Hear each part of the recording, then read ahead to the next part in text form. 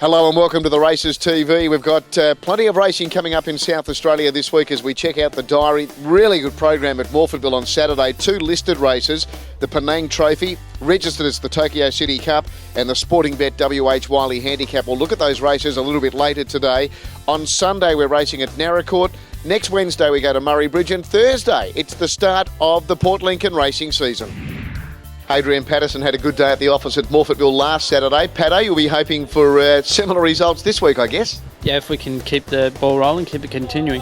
Just 3 rides last week, 2 winners, and one of them for your old boss, Michael Moroney, winning on Savvy Dancer. Yeah, that's correct. Yeah, it was a good, had great staying sort of horse. So it was a good ride. So got the money. Let's have a look at your rides on Saturday. You're riding Tika Raka for Michael Moroney. That's the first of your rides in race number 5. This horse, lightly raced 7-year-old by High Chaparral. He's got pretty good form to his credit. Definitely. He's won and placed 10 from 14. I've got an outside barrier to contend with, but I think he's a little bit of a balanced horse up, maybe. But yeah, very good form, and he should be right in the thick of things.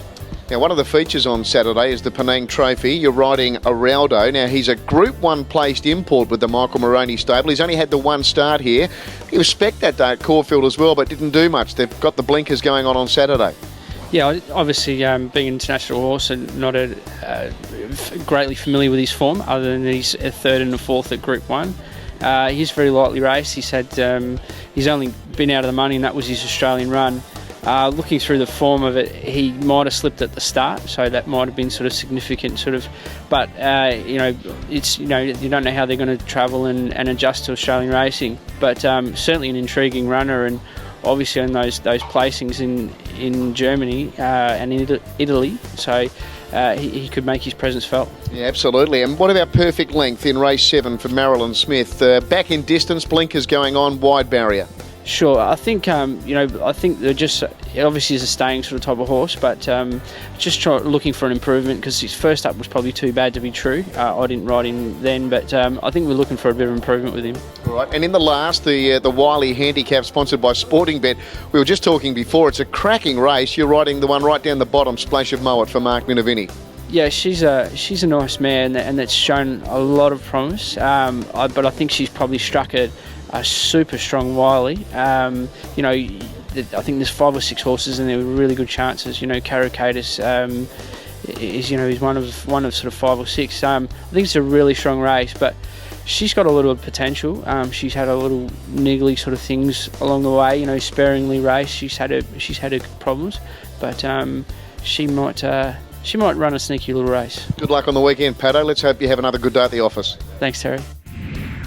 Rightio, let's have a look at these 2 feature races at Morphettville on Saturday. These are both cracking races. Firstly, race number 6, the Penang Trophy, registered as the Tokyo City Cup. The weights headed by Araldo, as you can see there, Adrian Patterson's ride.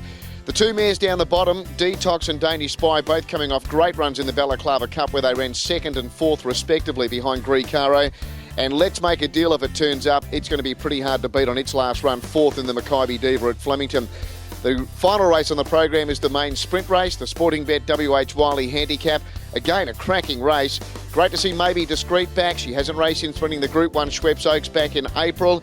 And we also see the return of David Jolly's good mare Avoid Lightning and Richard Jolly's smart 4-year-old Cara Caddis. Splash of Noah down the bottom there, the ride for Adrian Patterson.